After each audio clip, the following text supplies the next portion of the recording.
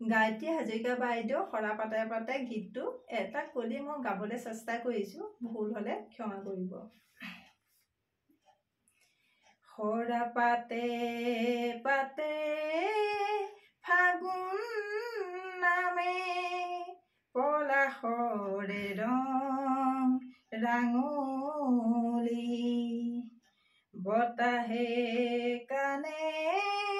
কানে ক'লে নহবা উদাস অভিমানী, ভাল লাগে মোৰ কিয়নো চাই পচোৱা